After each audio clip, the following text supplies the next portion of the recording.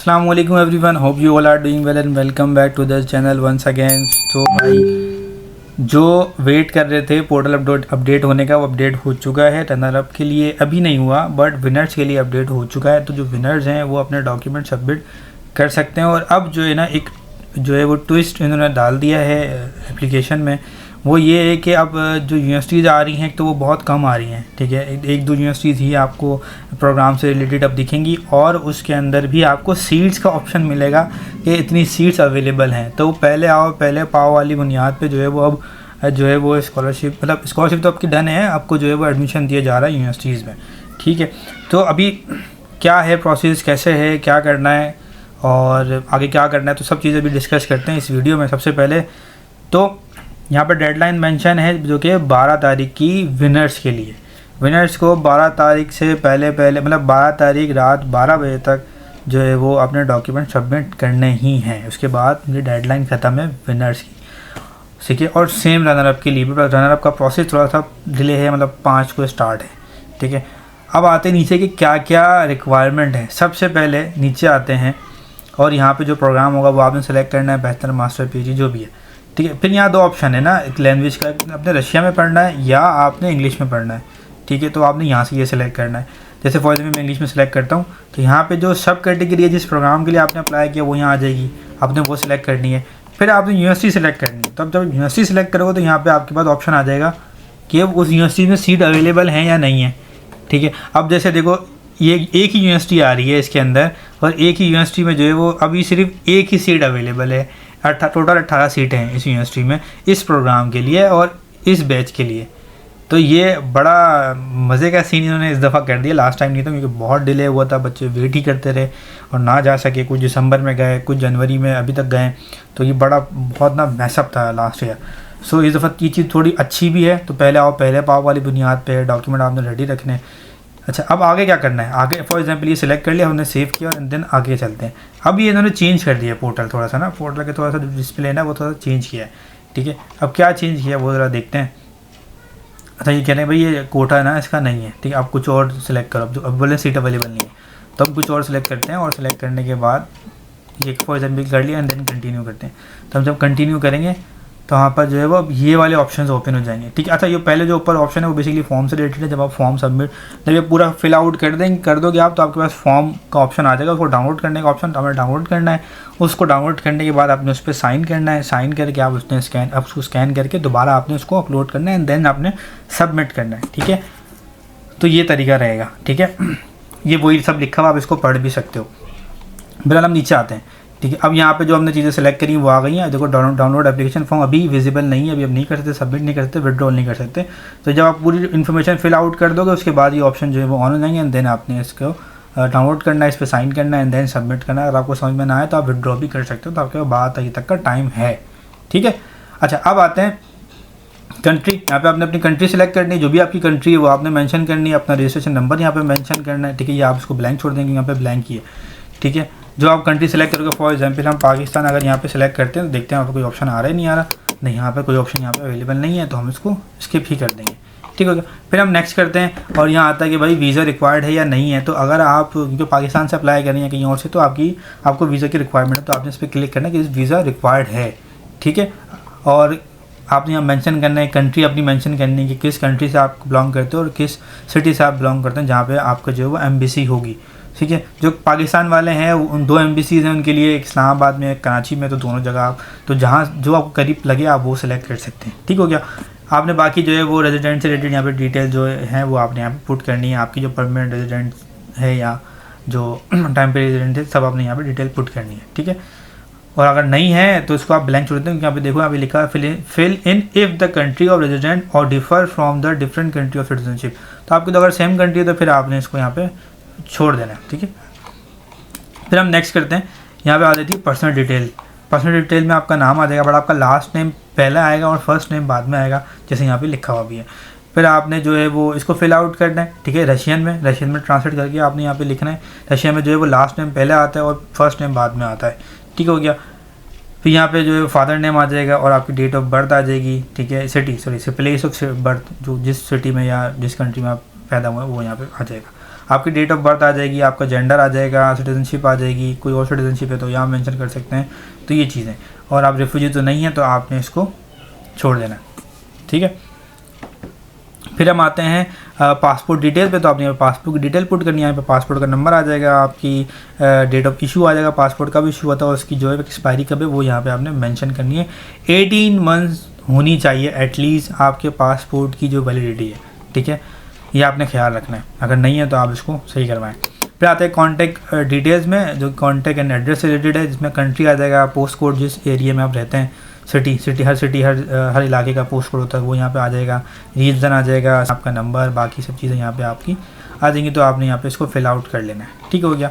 अब हम चलते हैं आगे, एजुकेशन वाले पार्ट में आते हैं। तो एजुकेशन वाले पार्ट में जो है वो आपने यहाँ पे अपनी लास्ट क्वालिफिकेशन जो आपकी है वो यहाँ पे आपने मेंशन करनी, सेलेक्ट करनी है, ठीक है। चाहे वो बैचलर है, अगर आप बैचलर के लिए अप्लाई करें तो आपकी इंटरमीडिएट होगी, और आपने अगर मास्टर्स के लिए अप्लाई किया तो आपकी बैचलर होगी, ठीक है। यहाँ पे इंस्टीट्यूट का नाम आ जाएगा, सिटी, कंट्री, उसकी जो डिटेल्स हैं वो सारी यहाँ पे आ जाएंगी, ठीक है। Education that you want to get in Russia, तो आप मास्टर्स के लिए अप्लाई करें या पीएचडी के लिए, तो यहाँ पे आपने मेंशन करना है।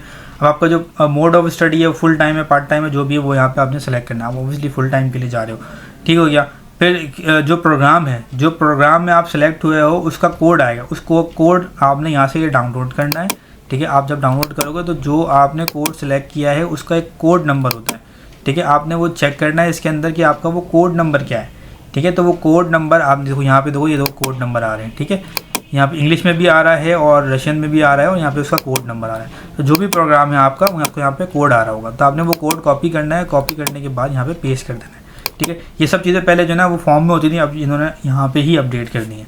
फिर आपके जो प्रोग्राम के लिए आप सेलेक्ट कर रहे हो उसको यहाँ पे आपने लिखना है, उसकी डिटेल यहाँ पे आपने लिखनी है, टॉपिक यहाँ पे लिखना है सब, ठीक है। उसका ये होने के बाद लैंग्वेज आपने सेलेक्ट करनी है, आपकी नेटिव लैंग्वेज, ठीक है, और आपकी जो लैंग्वेज जो आपको आती हैं, तो उसमें आपकी क्या कहते हैं फिजिबिलिटी क्या क्या है, कितनी इस लेवल है आपका प्रोफिशिएंसी का, तो यहाँ पे आपने उसको सेलेक्ट करना है, उसको नंबर देना। रशियन आती है, ठीक है, नहीं आती है तो आप डू नॉट स्पीक पे कर सकते हैं। कोई और लैंग्वेज आती है तो यहाँ पे आप मेंशन करके उसकी जो है लेवल यहाँ पे आप सेलेक्ट कर सकते हैं। अगर आपको प्रीपीटी कोर्स चाहिए तो आपने इस पर क्लिक करना है, और प्रीपीटी कोर्स आपको 1 साल के लिए प्रोवाइड किया जाएगा। प्रीपीटी कोर्स बेसिकली होता क्या है कि आपको 1 साल के लिए रशियन प्रोग्राम सिखाया जाता है, ठीक है, और उसके बाद आपकी जो स्टडी होती है, मेन स्टडी जैसे मास्टर, बैचलर, वो स्टार्ट होती है, ठीक है। और ये इसमें ये आपकी स्कॉलरशिप में फिर इंक्लूड हो जाता है प्रीपीटी कोर्स 1 ईयर का।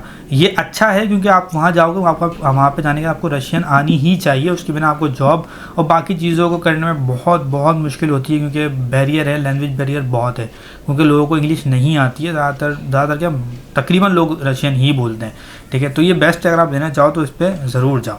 हाँ, पर इसका एक वो है साइड इफ़ेक्ट, यही है कि आप जो है ना जॉब नहीं कर सकते, लीगली जॉब नहीं कर सकते 1 साल के लिए, जब तक ये प्रीपीटी कोर्स चलता है, आपको वर्क परमिट नहीं मिलता, ठीक है। तो ये बस एक इसका है, तो आपने इसको देखते हुए सेलेक्ट करना है कि आपको ये लेना चाहिए या नहीं लेना चाहिए, बट इसका बेनिफिट मैंने आपको बता दिया।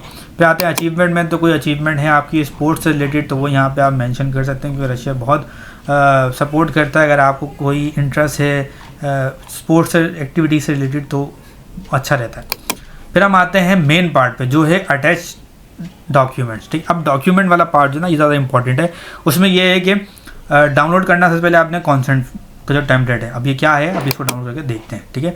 डाउनलोड करने के बाद आपने आना है नेक्स्ट पे, ठीक है, ये हो गया डाउनलोड।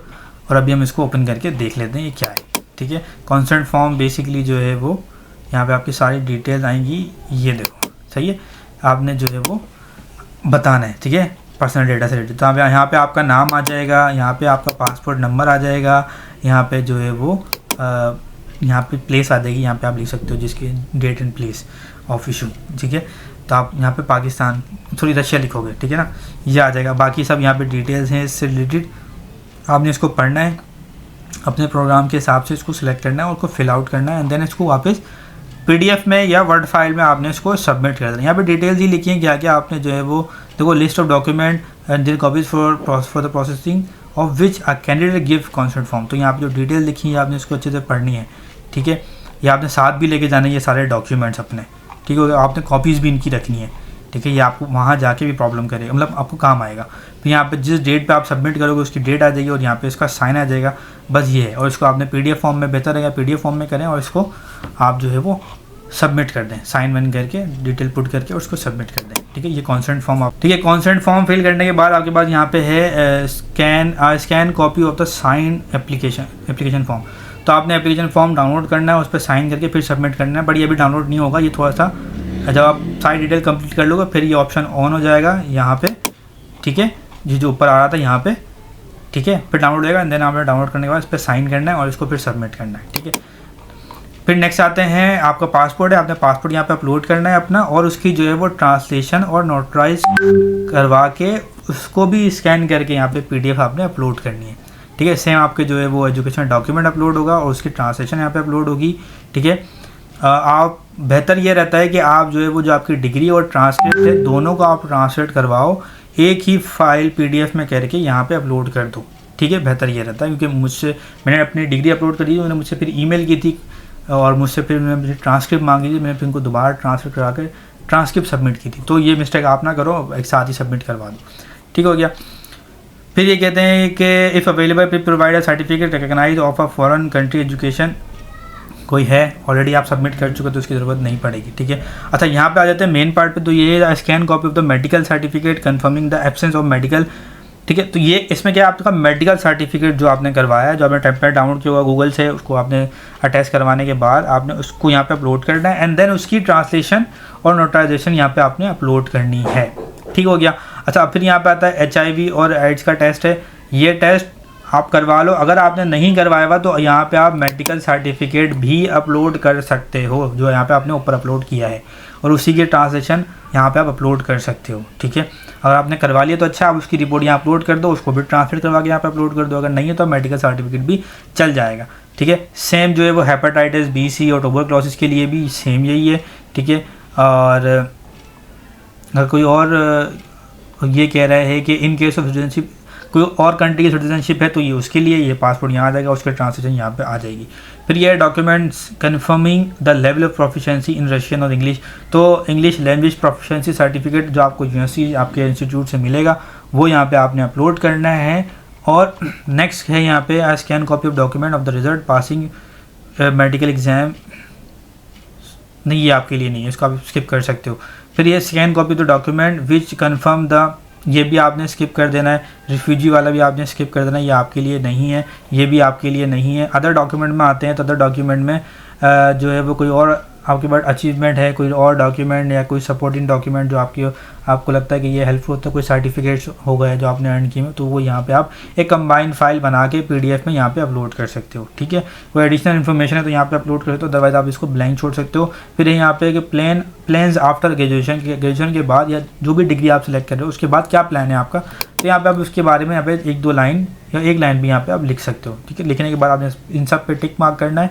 टिक मार्क करने के बाद आपने इसको सेव करके और सबमिट यहाँ से आके ऊपर आके इसको जो है वो सबमिट कर देना, यहाँ से आके सबमिट कर देना। अगर आपको समझ में नहीं आता तो बाहर से पहले इसको विड्रॉ भी कर सकते हो और दोबारा एप्लीकेशन फिल आउट भी कर सकते हो। ये पूरा प्रोसेस है अप्लाई करने का। अब आगे ओपन डोर्स में कि किस तरह से आपने यूनिवर्सिटी सेलेक्ट करनी है, किस तरह से आपने चीज़ें अपलोड करनी है। अब मेन इसमें नोटराइजेशन और ट्रांसलेशन वो आपने फ़ौरन करवानी है, क्योंकि अब जो है वो सीट्स और इसका जो है ना पहला पाव वाली बुनियाद पे अब कंपटीशन थोड़ा सा बढ़ गया है। तो अगर आपको इसमें हेल्प चाहिए ट्रांसलेशन से रिलेटेड, नोटराइजेशन से रिलेटेड, तो आप कांटेक्ट कर सकते हो।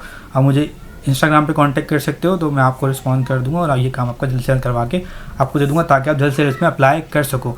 और ये चीज़ रनर अप के लिए भी, क्योंकि अभी विनर्स का स्टार्ट हुआ, रनर अप का 5 तारीख को स्टार्ट होगा, तो 5 तारीख के लिए भी टाइम है, 2 से 3 दिन है। तो जो रनर अप है वो पहले से अपने ये सारे डॉक्यूमेंट जो है वो ट्रांसलेट और नोटराइज करवा के रखें, ताकि वो फ़ौरन जो है वो अप्लाई कर सकें। तो उम्मीद करता हूँ ये वीडियो आपको पसंद आई होगी। मिलते हैं इंशाल्लाह नेक्स्ट वीडियो में, तब तक के लिए अल्लाह हाफिज़।